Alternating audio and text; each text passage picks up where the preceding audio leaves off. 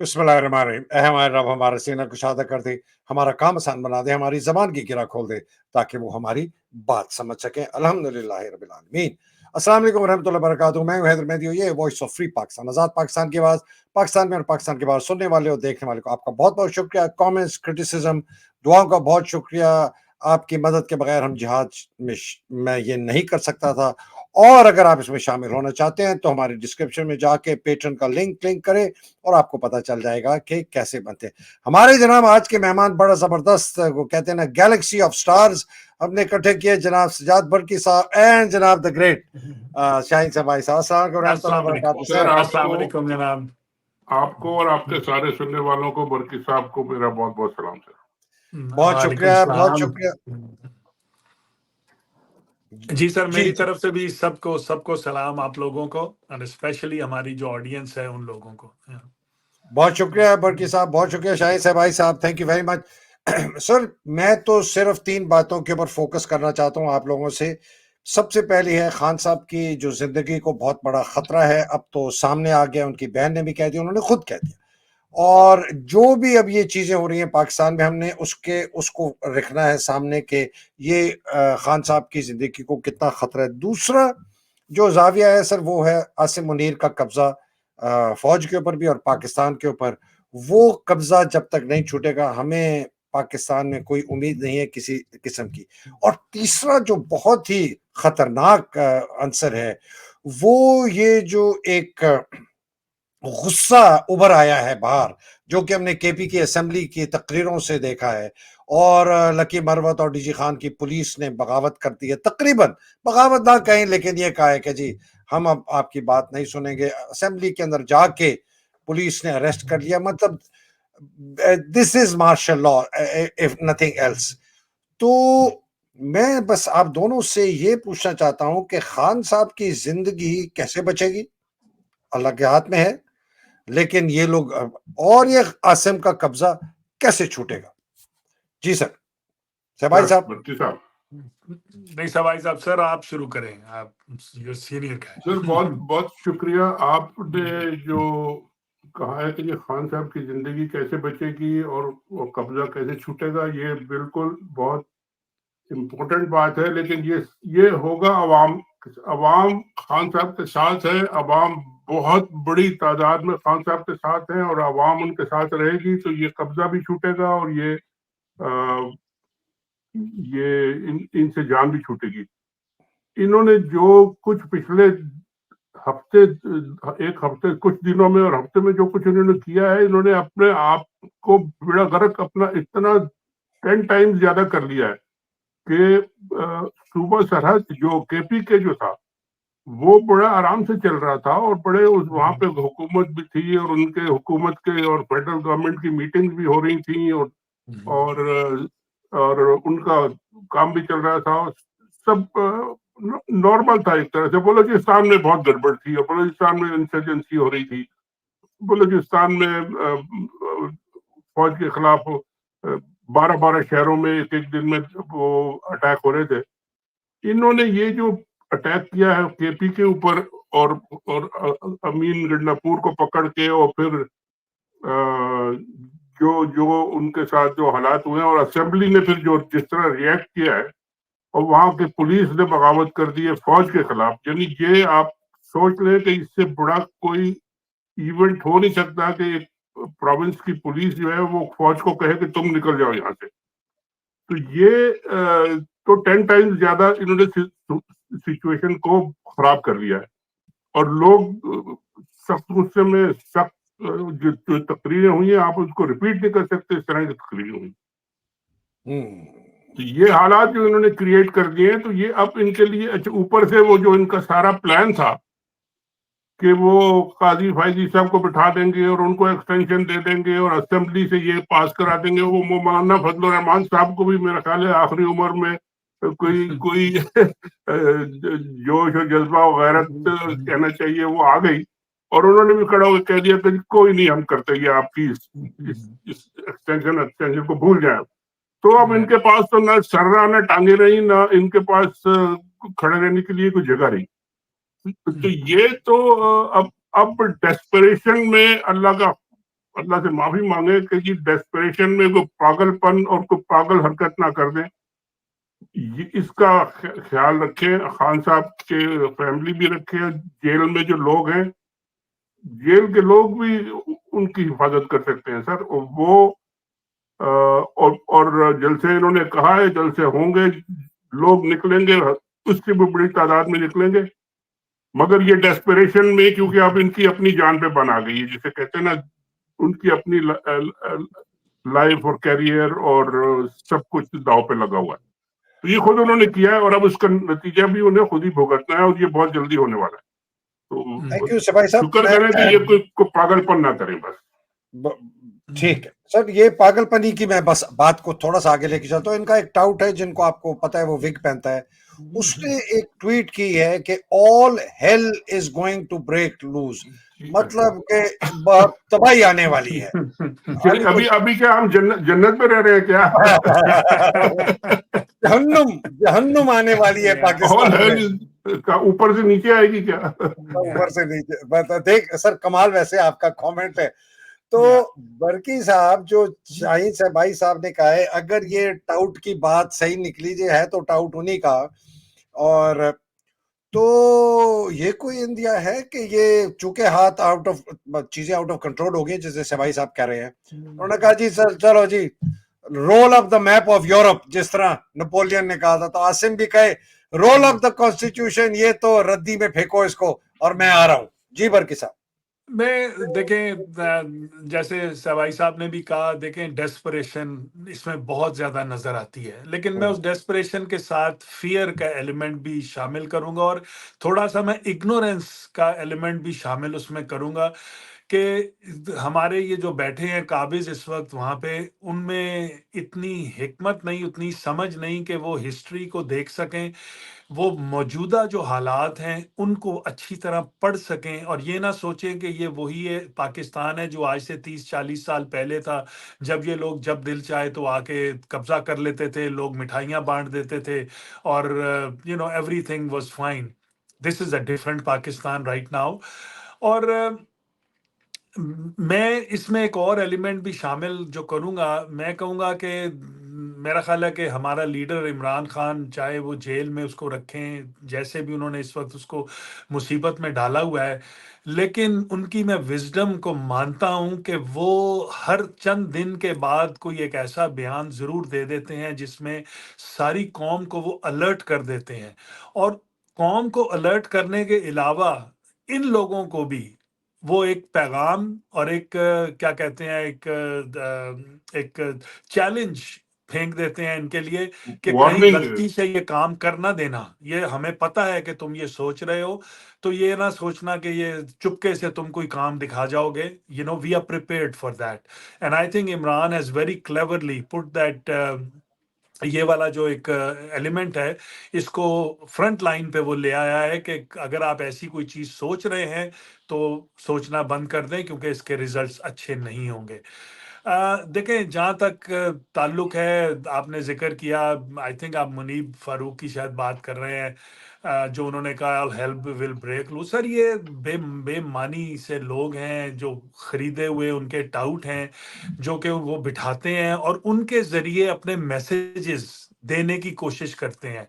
वाडवा साहब हैं, इस तरह और भी हैं कुछ चंद लोग। तो इनको तो मैं कहता हूं कि कौम ने ऑलरेडी इतनी बुरी तरह रिजेक्ट कर दिया हुआ है। अव्वल तो देखता कौन है इनके शोज, और इनके जो मैसेजेस हैं, दे आर नॉट कि ये कोई मुनीब का मैसेज है, ये मैसेज कहीं से उसको कहा गया कि तुम ये लिख दो आज और डरा दो सारी दुनिया को कि भी पता नहीं क्या होने वाला है। क्या इन अहमकों को ये भी नहीं अभी समझ आ रही कि कौम अब डरने के स्टेज से निकल गई है आगे? अगर डरते होते तो ये उस दिन जलसे में लाखों लोग नहीं पहुंचते, हर किस्म की मुसीबत को पार करके, और वहां पे आके ऐलान नहीं करते खड़े होके कि हम अपनी जानें भी देने के लिए तैयार हैं। तो इस खाम ख्याली से अब आप निकल जाएं, things are moving in a different direction, और the pressures are being built from all over, not just के पाकिस्तान, even internationally। मैं आपको बता रहा हूं कि international pressures are really getting to them now, भागे भागे फिर रहे हैं ये इस वक्त सारी दुनिया में कि इनको कोई रिलीफ मिले, और इनको रिलीफ कोई देने के लिए तैयार नहीं है। बिल्कुल तो यू नो सर ठीक। मैं इसमें एक और ऐड कर दूं, ये जो खैबर पख्तूनख्वा की सिचुएशन जो क्रिएट इन्होंने कर दी है, जी सर। इसमें सबसे इम्पोर्टेंट बात जो अली अमीन गंडापुर साहब ने की है वो ये कि जी हम अब इंडिपेंडेंटली अफगानिस्तान से जाके बातचीत करेंगे जी और सर। उनसे अपने मामला सेटल कर लेंगे। इसका हम्म। मतलब आप समझते हैं कि क्या है? इसका जी। मतलब है, उसको शायद थोड़ा बहुत एक्सप्लेन करने की कोशिश की है मेरा ख्याल है किसी लीडर ने, कि जी हम फेडरल गवर्नमेंट के लोगों को भी बुला लेंगे कि जी आप भी हमारे साथ चले, अगर वो आते हैं तो आ जाए, नहीं आते तो ना आए। मतलब उन्होंने कुछ ऐसी बात की है। लेकिन ये कि खुद जाके बात करने का मतलब ये है कि जी we now take the foreign policy of, अब हम अपने हाथ में ले रहे हैं। या और और फॉरेन मिलकर भी सर, पॉलिसी अगर मिलकर ये क्या? बात इन्होंने आगे बढ़ाई तो ये तो पूरा एक ही कबीला है, एक ही कौम है, एक ही लोग है, एक तरफ वो दूसरी तरफ हमारी तरफ उन तरफ वो सब एक ही लोग हैं। और उनके 30-40 लाख लोग पता नहीं कितने साल से हमारे पेशावर में और केपीके में पूरे मुल्क में रह रहे हैं। तो ये तो कोई मसला नहीं है। तालिबान सारे पैदा ही पाकिस्तान में हुए थे और सारे यहाँ से निकल के जाके उन्होंने लड़ाई की थी, वो उनकी उम्र ही नहीं थी जब ये पाकिस्तान में थे ये सब लोग। तो ये बड़ी खतरनाक बात है, और अगर इन लोगों को समझ में नहीं आ रही कि जी क्या हो रहा है और किस तरफ ये जा रहे हैं, तो पख्तूनख्वा का जो सिचुएशन बलूचिस्तान से बहुत डिफरेंट है सर। यहाँ तो 2 आपके ब्रिज है और एक आपकी मोटरवे बंद कर दे तो खत्म है, फिर रास्ता ही आपका बंद हो जाता है सारा। सर उन्होंने मुलाकात कर चुके हैं by the way, council general में पेशावर में बाकायदा मुलाकात हो चुकी है, तो वो कार्रवाई शुरू है। अच्छा सर, आपने अली अमीन गंडापुर साहब की बात की, लेकिन खान साहब का पहले जरा अली अमीन गंडा सर, वैसे ये मैं ना ये सर मैं बार बार इसलिए दिखाता हूं कि वो थोड़ा मजा भी आता है सर। ये जरा सुन ले सर, इसलिए कि चाहे जिस मर्जी वजह से कहो, लोग कहते जी पता नहीं किस लिए कहा, चाहे जिस मर्जी वजह से कहो ना सर, ये सुनने वाला है। कहता है जनरल फैज हमीद ने रिटायरमेंट के बाद राब्ते रखे, और जनरल फैज हमीद हमें जहेज में मिला था, विरासत में मिला था, हमारा पापा था, हमारा जनरल था। अपना इदारा ठीक करो, अपने जनरल ठीक करो, अपने आप को ठीक करो। डीजीसी हमने बनाया, जनरल हमने बनाया, डीजीआई हमने बनाया। अब गलत करे हमारे खाते में, अच्छा करे तुम्हारे खाते में। अपना इदारा ठीक करो, अपने इदारे की इस्लाह करो। सर ये मैं इसलिए, खैर एक तो खैर बहुत सख्त बात है इसलिए दिखाई है, लेकिन ये जो एकदम एक आग जल पड़ी है केपीके की असेंबली में, उसका भी जिक्र करते हैं। खान साहब का सर आज का बयान जरा सुन लें कि खान साहब ने क्या फरमाया। जल्दी जल्दी, ज्यादा टाइम नहीं लगाता। खान साहब ने 3-4 बातें की। उन्होंने कहा जी ये वही कर रहे हैं जो उन्होंने 1971 में किया, शेख मुजीब के साथ किया।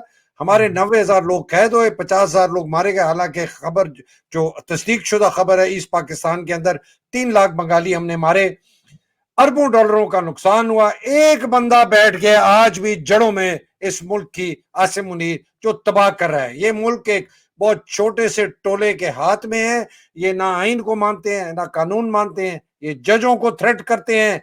ये पार्लियामेंट की जो उसकी सेक्रेटरी है उसको भी नहीं मानते। ये लोगों की औरतों को अगवा करते हैं, हमारे एमएनए के। ये मुल्क को अपनी रखेल समझकर चलाते हैं। फिर उन्होंने काजी फायज ईसा, मोहसिन नकवी और हुमायूं दिलावर का मिसाल दी और कहा कि ये काजी फायज ईसा है जो इनको प्रोटेक्शन दे रहा है। कमिश्नर रावलपिंडी ने कहा है कि ये चीफ जस्टिस और इलेक्शन कमिश्नर के कहने पे मैंने किया है, ये धांधली। और लोगों को अब खान साहब ने कह दिया है कि अगर आपने बाहर नहीं निकले काजी फायज ईसा की एक्सटेंशन के लिए, आप सारी जिंदगी गुलाम रहेंगे।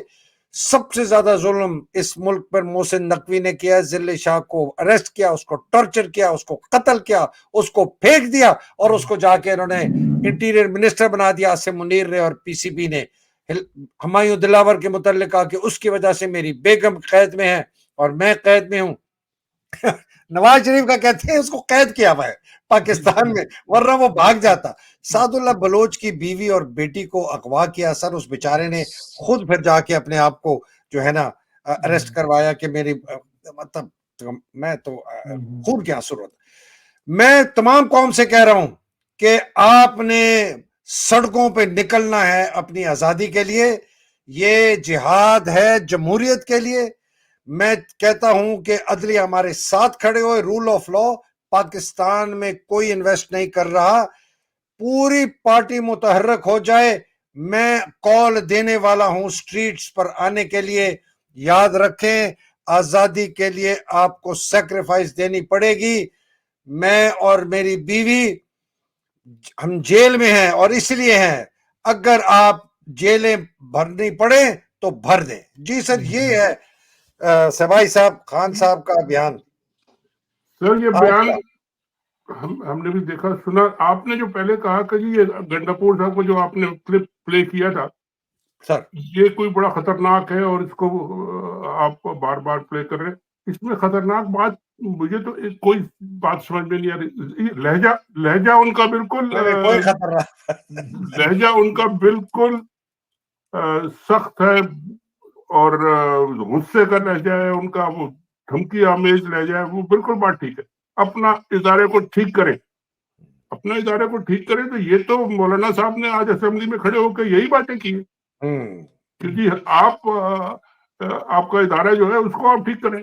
आप हमारे पार्लियामेंट पे आके अगर हमला करते हैं तो हम आपके इदारे को बात नहीं करें। वो स्पीकर साहब ने कहा जी देखें वो तो आइन में लिखा है कि जी आप जुडिशरी को और फौज को क्रिटिसाइज नहीं कर सकते। उन्होंने कहा मैं क्रिटिसाइज नहीं कर रहा, मैं तो उनकी असलाह के लिए बात कर रहा हूँ। मौलाना साहब है तो एक सियासतदान है और वो बातें करना तो उनको आता है, कई साल उनको हो गए उनको इस फील्ड में। उन्होंने सारी बातें अपनी दोबारा रिपीट की और कहा कि जी मैं इनसे कह रहा हूँ कि अपने आप को ठीक करें, अपने इदारे को ठीक करें। आप हमारे पार्लियामेंट के अंदर अब घुसेंगे तो हम आपको क्या वेलकम करें, क्या चाय पानी पिलाएं उनको, आपके जो नकाबपोश है उनको, और फिर उनको आप सारी औरतों को और उनको दे देंगे, आप इनको ले जाए, क्या करें? तो यानी ये बात बिल्कुल सही है। लहजा जरूर गुस्से में है और ये गुस्सा जो है ना ये अब खाली गंडापुर साहब वो तो रिफ्लेक्ट कर रहे हैं अपने लोगों का गुस्सा, अपनी पार्लियामेंट की जो फीलिंग्स है वो रिफ्लेक्ट कर रहे हैं, जो अवाम की फीलिंग्स है वो रिफ्लेक्ट कर रहे हैं। अवाम तो वहां जो पुलिस है वहां पे वो फौज के खिलाफ धरना देके बैठी हुई है सर। अब इसको अगर आप कंपेयर करें तो आप देख लें कि जी वहां पे क्या रेट उनकी रह गई है और क्या फौज को अगर वहां से निकलना पड़ेगा तो फिर तो ये पूरे केपी में हर जगह से कहेंगे फौज को निकलो, वापस करो, अपने अपने घरों में बैठो, चाहुलिया के अंदर बैठो बस। सर ये बिल्कुल आप सही फरमा रहे हैं। मैं बरकी साहब जाने से पहले आपकी तरफ यही बात, ये एक याद माजी इनको याद दिला दूं कि इन्हीं के जो इस वक्त वजीर दिफा हैं, इन्होंने असेंबली में क्या कहा था, ये जरा सुन ले सर और मुझे बताएं कि गंडापुर ने या केपी की असेंबलियों में जो तकरीर हो रहे हैं और जिस टाउट ने जो बात की है ये ख्वाजा आसिफ ने। मैं अपनी तकरीर के शुरू में ही कहना चाहता हूं कि मैं फौज के अदारे का एहतराम करता हूं और उतना ही एहतराम करता हूं जितना फौज आइन और आइनी अदारों का एहतराम करती है। जागीरदार तबका जो जर्नैलों पे मुश्तमिल है उसी रवायात पे अमल कर रहा है जिसपे पुराने जागीरदार जो है अमल करते थे कि अपनी आवाम को, अपने मुजारों को, अपने रियाया को, जो 16 करोड़ आवाम है आज की सूरत हाल में, अनपढ़ रखो, उनको तालीम ना दो। फेडरल बजट के अंदर सिर्फ 18 अरब रुपया जो है वो रखा गया है तालीम के लिए और दफा के लिए 250 अरब रखा गया है और उसके अलावा पेंशनें डाल के 300 अरब जो 20% बनता है बजट का वो दफा के लिए रखा गया है। जनाबे वाला, जब हम किसी को पैसा देते हैं तो उसकी परफॉर्मेंस भी देखते हैं।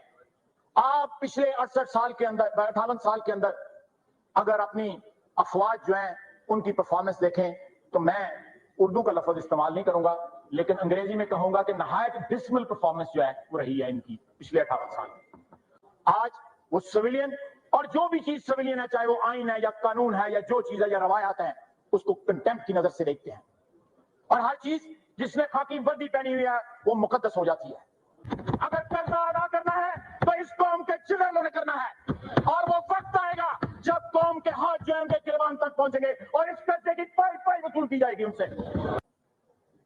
सैकड़ों और हजारों अरब बल्कि tens of thousands of billions of rupees and dollars जो है हमने पिछले 58 साल पे दिफाई बजट पे खर्च किए।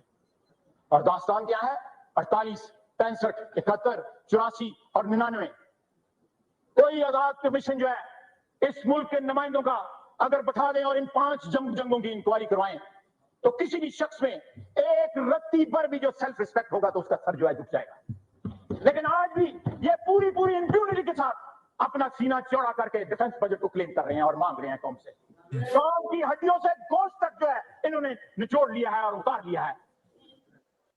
मैं अपनी जी सर, जनाब। बिल्कुल।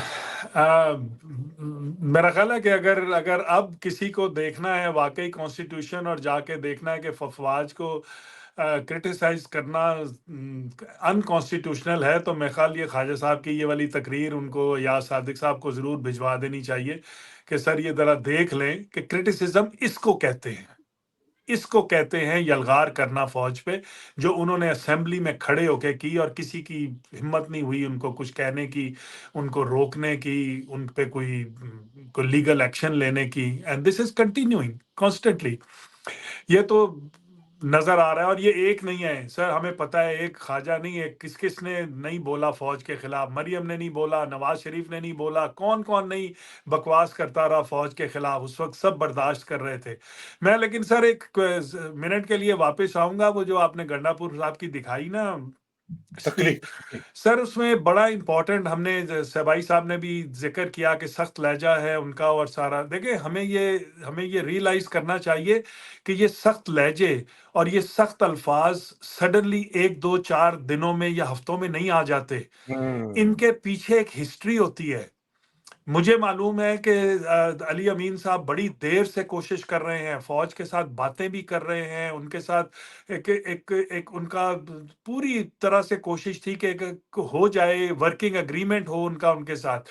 लेकिन वहां की पुलिस ने जो उनके अंडर हैं, उन्होंने उन्हें मजबूर कर दिया कि वो ये वाले लफ्ज इस्तेमाल करें। देखिए एक केपी की पुलिस और वो अगर वहां पे फौज के खिलाफ आज बात कर रही है या खड़ी है या उनको क्रिटिसाइज कर रही है, तो उनके पास एविडेंस है। वो कहते हैं हम आपको दिखाते हैं कि हम टेररिस्ट को पकड़ते हैं और ये वाले हमारे सिक्योरिटी फोर्सेस आईएसआई और एमआई के लोग उनको छुड़वा के ले जाते हैं हमारे से। ये हाल है।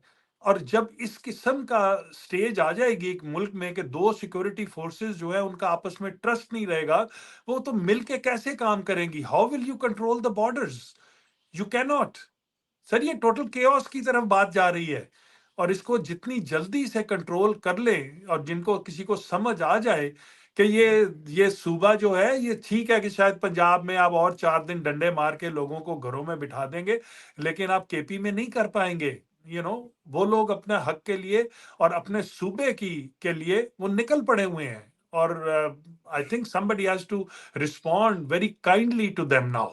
नहीं कर सकते सर मैं एक उसमें ऐड कर दूं, केपी की सिचुएशन बलूचिस्तान से डिफरेंट इसलिए है कि केपी में ये लीगल कॉन्स्टिट्यूशनल इलेक्टेड गवर्नमेंट है जो बात कर रही है। यस, ये ना वहां पे तो कोई आप बागी तंजीम है तो दहशतगर्द हैं तो फलाना है, ये कोई दहशतगर्द नहीं है, ये इलेक्टेड लोग हैं और 90% वोट लेके आए हुए हैं। और जब ये बात कर रहे हैं और इनके अंदर जो पुलिस है वो खुद सड़कों पे आके हथियार फेंक के बैठ गई है, तो ये फिर क्या कहेंगे? किसके पास जाएंगे? फौज के खिलाफ खड़े हुए हैं, फौज को ये बुला नहीं सकते। अल्टीमेटली ये होता है कि अगर पुलिस से कंट्रोल नहीं होती सिचुएशन तो आप एफसी को बुला लेते हैं या फौज को बुलाते हैं फिर आखिर में। अब फौज के खिलाफ अगर ये खड़े होकर ले तो फिर आप कह रहे हैं सिचुएशन खराब होगी। मैं कह रहा हूँ सिचुएशन ऑलरेडी खराब हो चुकी है वहां पे, और ये बहुत खतरनाक बात हो रही है। अब ये फैल रही है, पहले लकी मरमत से शुरू हुई थी, फिर पन्नू में गई, फिर डीआई खान में आ गई, फिर वजीरिस्तान वालों ने भी अल्टीमेटम दे दिया है कितने दिन का कि जी अगर ये फौज नहीं निकली तो हम भी जमा हो जाएंगे। तो ये तो फिर पूरे पेशावर तक आ जाएगी, फिर क्या करेंगे? सर मैं एक कॉन्स्पिरेसी थ्योरी हूं, मैं conspiracy theorist, I am sorry, because हम किसी को ट्रस्ट नहीं कर सकते। सर एक जाविया है, और बाय द वे ये सिर्फ मेरा नहीं है, बहुत लोगों से मैं बात कर रहा हूँ, वो ये कह रहा है कि ये आसिम मुनीर इतना खबीस आदमी है कि ये डिलिबरेटली हवा दिलवा रहा है इस किस्म के इंतशार की तरफ, जानबूझकर। लोगों को नहीं पता कि ये पीछे से हवा दे रहा है, लेकिन ये पक्षी झल रहा है और ये छुट्टी दे रहा है इन लोगों को कि ये धुआंधार तकरीरें करें, पुलिस बगावत का ऐलान करे, ऐसे लगे कि रिट ऑफ द स्टेट जो है वो केपी में नहीं हो रही, और इसके बहाने, और बलूचिस्तान में जो हो रहा है इसके बहाने, ये या गवर्नर रूल लगाए, या ये कोई इमरजेंसी इंपोज करवाए, या ये सिस्टम को बिल्कुल रोल अप कर दे, जो मैंने शुरू में कहा था कि roll up the map of Europe, तो roll up the constitution of Pakistan. ये आसिम मुनीर की बहुत बड़ी चाल है कि ये इस तरह के हालात हों, आग जले, एनार्की नुमा हालात नजर आए, बगावत जैसी तकरीरें हों, तो मैं फिर इसको लामलेट करता हूं। ये असर मफरूजा, इस पे आपके कमेंट्स। सर, मैं इस पे बोल दूं फिर बल्कि साहब से आप जी जी, जरूर। प्लीज प्लीज है भाई साहब।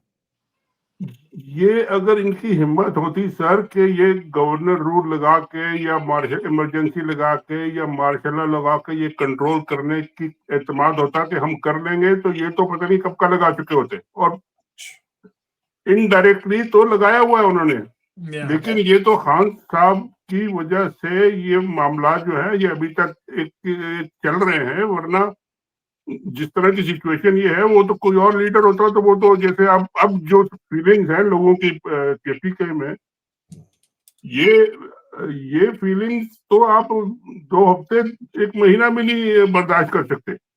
ठीक। और गवर्नर रूल लगाएंगे तो वो तो पूरे उनकी पूरी पुलिस, उनके एडमिनिस्ट्रेशन, उनके सारा कुछ जाम हो जाएगा वहां पे। वो अटक का पुल ही बंद कर देंगे, कोई जाके पागल जाके बम से उड़ा देगा, फिर क्या करेंगे? रेल लिंक भी कटेगा और आपका रोड लिंक भी कटेगा।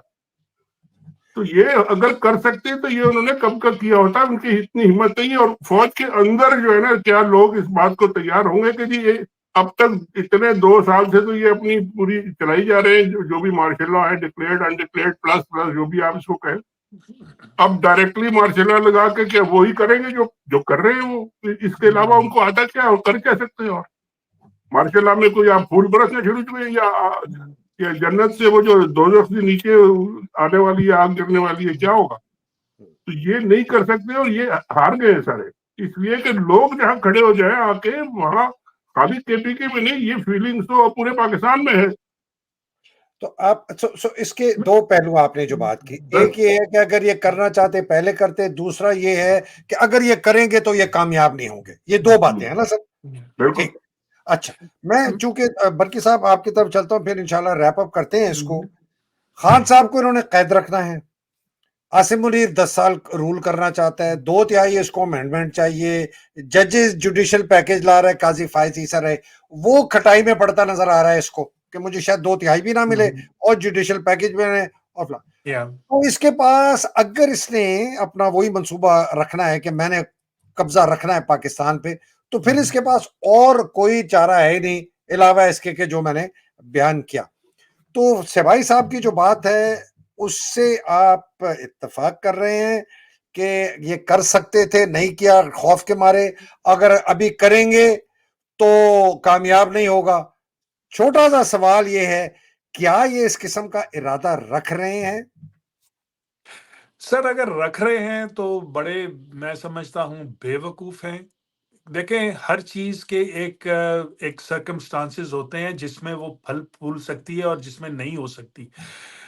2 चीजें तो आपको सबाई साहब ने बता दी कि वो क्यों नहीं वो पॉसिबल है। मैं उसमें 1-2 चीजें और ऐड कर देता हूं। एक, आपका मुल्क की इकोनॉमिक कंडीशन। ये इन इकोनॉमिक कंडीशंस में आप अगर मार्शल लॉ लगाएंगे तो आपका पूरा इंटरनेशनल सपोर्ट जो अंडरग्राउंड आपको भी मिल भी रही है, वो भी मिलनी बंद हो जाएगी। आप बिल्कुल सरवाइव नहीं कर सकेंगे और सबसे बड़े बेनिफिशियरी तो ये खुद हैं। तनख्वाहें इनको कहाँ से मिलेंगी? अगर ये इकोनॉमिक कंडीशंस ये वाली हुई हमारे मुल्क की। और दूसरी सर एक और मैं बात कहूं, देखें कि मार्शल लॉ हमने जहां कहीं भी लगते देखे हैं मुल्कों में, मार्शल लॉ लगाया जाता है जो एक करंट रनिंग गवर्नमेंट होती है जो परफॉर्म नहीं कर रही होती, उसके ऊपर आप आके मार्शल लॉ लगा के और दुनिया को बताते हैं कि जी मैं मार्शल लॉ लगा रहा हूं क्योंकि ये लोग परफॉर्म नहीं कर रहे थे या करप्ट थे या जो कुछ भी है। सारी दुनिया को, पाकिस्तान के हर बाशिंदे को तो ये पता है कि इस वक्त हुकूमत तो आसिम मुनीर की है, शहबाज शरीफ की हुकूमत तो है नहीं। क्या ये मार्शल लॉ अपने ऊपर लगाएगा? क्या बताएगा लोगों को कि मेरी हुकूमत नहीं चल रही थी, मैंने इसलिए इसके ऊपर अपना मार्शल लॉ लगा लिया? और सर ये जिस स्टेज पे है इस वक्त, आपने शायद देखे या नहीं, ये आवाज इस वक्त निकल गई है बाहर और इस पे मूवमेंट चल गई हुई है, जिसको रिजाइन आसिम मुनीर कह रहे हैं लोग। ये अमेरिका में भी शुरू है, हमारे यहाँ 2-3 कॉन्फ्रेंसेस ऑलरेडी हो चुकी हैं जिस पे डिमांड की गई है कि आसिम मुनीर जो है वो रिजाइन करे, और ये बड़ी तेजी से ये आवाज निकल रही है। तो ये किस मुंह से मार्शल लॉ लगा के उसको सरवाइव कैसे करेगा? मैं आपके साथ एक और सर बात शेयर करता हूँ। हमने पहले नहीं ये बात की थी, आपने वो देखा था जो बैनर था वहां पे क्रिकेट मैच पे, इमरान खान का, जी जी जी। जब वो क्रिकेट मैच हुआ था। Sir let me share something with you today. The original banner was resign Asim Munir. O yes. फिर हम क्या हुआ? हम लोगों ने उसको रुकवाया कि नहीं, अभी हम इस स्टेज पे नहीं हैं कि हम ये डिमांड करें, क्योंकि हम अभी भी समझते हैं कि शायद कोई मौका है कि इनको समझ आए और ये वाली बात ना की जाए। And we change that banner to to the release Imran Khan. लेकिन अब ये बात ओपन है, ओपनली कही जाएगी और डिमांड की जाएगी कि आसिम मुनीर शुड रिजाइन। सो अगर इनमें कोई भी ख्याल है ये मार्शल लॉ लगाने का, तो इस गलत फहमी से बाहर निकल जाएं। ये मार्शल लॉ सरवाइव नहीं करेगा वहां पे, बिल्कुल। एक कॉन्फ्रेंस करवाएं, 2 3 4 6 8 कॉन्फ्रेंसें कराएं अमेरिका में, शाहीन सबाई साहब को बुलाएं। इनसे पावरफुल वॉइस कोई भी नहीं है। ये जो नट्टू पट्टू टट्टू फिर रहे हैं ना इस वक्त अमेरिका में, जिनको आप लोग बुलाते हैं कॉन्फ्रेंसों में, उनसे अपने आप की निजात दिलाएं। है कोई आपने भांड नुमा लोग इकट्ठे किए हुए हैं, वो आके 2 चुटकुले सुना के लोगों को हंसाते हैं। ये सवाई साहब जैसे लोगों को बुलाएं सर, खुदा के लिए। सर मैं तो आपके प्रोग्राम में आके ही जो कुछ कहना चाहता हूँ कह देता हूँ, उसका पता नहीं असर होता है नहीं होता, लेकिन बहुत असर होता है।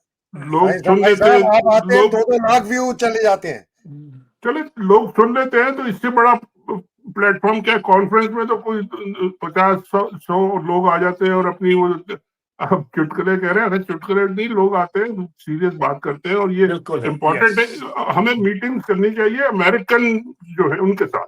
अपनी कॉन्फ्रेंस में हम कर रहे हैं, उसका हमें इतना ज्यादा फायदा खुद नहीं है। अमेरिकन जो लॉ मेकर्स हैं, जो कांग्रेसमैन हैं, जो सेनेटर्स हैं, जिनके ऊपर पाकिस्तानी कम्युनिटी का बहुत बड़ा इन्फ्लुएंस है, वो पैसे देते हैं, उनको हजारों डॉलर देते हैं, उनके इलेक्शन कैंपेन में देते हैं, और लीगली देते हैं, कोई छुपा के नहीं देते।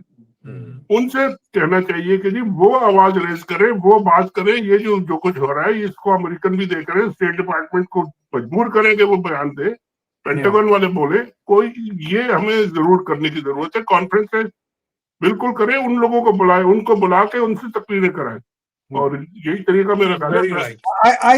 आई थिंक आप जैसे लोगों को जो अमेरिका में हैं, बरकी साहब को उन लोगों से मिलवाना चाहिए, because you have a track record in America. Dawn के कॉरेस्पॉन्डेंट रहे हैं, आपके ऊपर बड़ा जुल्म हुआ है मुशर्रफ के जमाने में भी, आपके बेटे की कनपट्टी पे बंदूक रखी है फौजियों ने। So you carry a lot of credibility. जी बरकी साहब। जी नहीं, आई टोटली एग्री। आप ये जो बात कर रहे हैं सर, हम तो इस पे लगे हुए हैं 2 साल से, जहां जहां भी हमारा हाथ पहुंचता है, जहां तक भी हम रीच आउट करते हैं, वी आर ट्राइंग टू ना सिर्फ कि मैं जब हम कहता हूं तो मैं पीटीआई की बात कर रहा होता हूं। Other than PTI I also wear 2 hats. एक मेरा पीटीआई का है ऑर्गेनाइजेशनल हैट, और एक मेरा as an American Pakistani hat है, जो कि I work with other organizations जहां पे हम पीटीआई को नहीं लेके आते because it's a foreign political party. तो हम वहां पे on the behalf of as American citizens we go to our congressman और सेनेटर्स, और हम उनसे ये बात करते हैं, और हम as a matter of fact we have started a dialogue, जो अभी पिछले दिनों में शुरू हुई है, अपॉइंट किया गया है फॉर द पाकिस्तान कॉकस में न्यूयॉर्क के जो हैं कांग्रेसमैन टॉम सोजी को, we've already started a dialogue with him, and इंशाल्लाह मैं उम्मीद कर रहे हैं कि in the next few days we'll meet up with him and talk to him about the situation, क्योंकि जो नजर आ रहे थे लोग उनके साथ तस्वीर में, वो सारे के सारे आसिम मुनीर के एजेंट थे।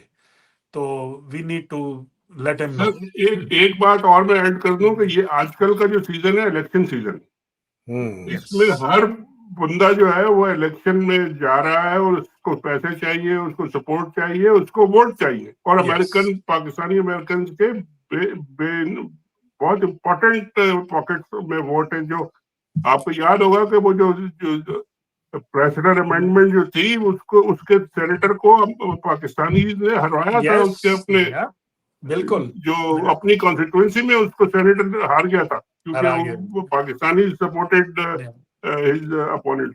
तो ये आजकल तो बेस्ट टाइम है कि जी हर कांग्रेसमैन जो भी आपसे वोट मांगने आता है, बच्चे कहे जी ये वोट भी देंगे आपको, ये नोट भी देंगे आपको, ये जरा जाके 2-3 बयान तो दे। और ये बिल्कुल यही तरीका सबसे इम्पोर्टेंट और इफेक्टिव तरीका है। यस। लास्ट कमेंट जेंटलमैन, फिर क्लोज करते हैं। शाहीन साहब साहब ये बताएं, मैं आपको बता रहा हूं, मेरा बहुत सख्त एक खतरा, खौफ है कि ये आसिम मुनीर वो हरकत करेगा जिस हरकत को आप कह रहे हैं कि अगर उसने कर ली तो फिर तो दमादम मस्कला। सर खुदकुशी करनी है तो कर ले सर, सारे मिलकर इकट्ठी कर ले, पर खुदकुशी क्या करना है। ठीक ठीक। बरकी साहब, मैं भी एग्री करता हूं जी, बिल्कुल। अगर ये ऐसी कोई बात करेंगे तो वो it will be next to suicide, और उसके कोई अच्छे रिजल्ट नहीं आएंगे, कहीं से भी नहीं आएंगे, ना लोकली ना इंटरनेशनली। और आई होप के वहां पे कुछ और 2-4 लोग कोई उसके इर्द गिर्द कोई ऐसे हैं जो who can put some sense into him and make him realize कि आप डिक्टेटोरियल रूल से हट जाएं। बहुत शुक्रिया सर, बहुत शुक्रिया शाहीन साहब, बहुत शुक्रिया बरकी साहब। अल्लाह सुब्हान तआला आप दोनों को ईमान में रखे, आपके अहलोयाल को ईमान में रखे, पाकिस्तान की हकीकी आजादी की जंग लड़ने वालों को ईमान में रखे। खास तौर पर सर जो पाकिस्तान में जंग लड़े, ये समी इब्राहिम वगैरह जैसे जो है ना, बड़ी मुसीबतों है। शाहीन साहब भाई साहब को तो पता है कितना मुश्किल काम है, और जो बेचारे कैद में हैं, मुसीबतों में, अल्लाह सुब्हान तआला उनकी भी मुश्किलें आसान करे, और जो शहीद हो गए अल्लाह सुब्हान तआला उनके दर्जात बुलंद करे। खान साहब को इज़्ज़ो-मान में रखे, उनकी अहलिया, बच्चे, बूढ़े, नौजवान जितने, सबको इज़्ज़ो-मान में रखे। पाकिस्तान जिंदाबाद, पाकिस्तान पाइंदाबाद। इलाही आमीन। थैंक यू जी, पाकिस्तान जिंदाबाद। थैंक यू, बहुत शुक्रिया।